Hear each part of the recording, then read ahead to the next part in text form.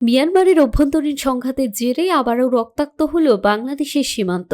ওপারে বিদ্রোহী গোষ্ঠী আরাকান আর্মি ও রোহিঙ্গা সশস্ত্র গোষ্ঠীর মধ্যে সংঘর্ষ থেকে ছোড়া গুলিতে প্রাণ হারিয়েছে ১২ বছরের এক বাংলাদেশি শিশু। এই মর্মান্তিক ঘটনাটি ঘটেছে কক্সবাজারের টেকনাফ উপজেলার হোয়াইটটং সীমান্তের লম্বাবিল এলাকায়। আজ রোববার সকাল ১০টার দিকে নিজ বসতঘরে অবস্থানকালে গুলিবিদ্ধ হয় শিশু আফনান। সে স্থানীয় জসিমউদ্দিনের মেয়ে। সীমান্ত পেরিয়ে আসা গুলিটি আফনানের কানে লাগলে সে গুরুতর আহত হয়। দ্রুত উদ্ধার করে উখিয়া কুতুপালং হাসপাতালে নিয়ে যাওয়া হলেও কর্তব্যরত চিকিৎসক তাকে মৃত ঘোষণা করেন। প্রত্যক্ষদর্শীরা জানিয়েছেন, সীমান্তের ওপারে নাফ নদী সংলগ্ন তোতার দ্বীপ ও বিলাসী দ্বীপ এলাকায় সকাল থেকে তীব্র গোলাগুলি শুরু হয়।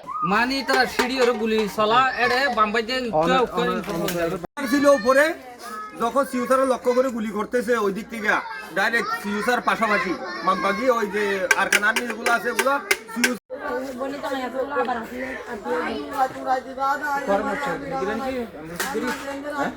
এই ঘটনার পর টেকনাফ জুড়ে আতঙ্ক ও তীব্র উত্তেজনা ছড়িয়ে পড়েছে। বিক্ষুব্ধ স্থানীয় জনতা টেকনাফ কক্সবাজার সড়ক অবরোধ করে প্রতিবাদ জানান। খবর পেয়ে পুলিশ, বিজিবি, এপিবিএন এবং সেনাবাহিনীর সদস্যরা দ্রুত ঘটনাস্থলে পৌঁছে পরিস্থিতি নিয়ন্ত্রণে আনার চেষ্টা করছেন। টেকনাফ মডেল থানার ভারপ্রাপ্ত কর্মকর্তা মোহাম্মদ সাইফুল ইসলাম জানিয়েছেন, মরদেহ ময়নাতদন্তের জন্য প্রস্তুতি চলছে এবং সীমান্তে নজরদারি জোরদার করা হয়েছে।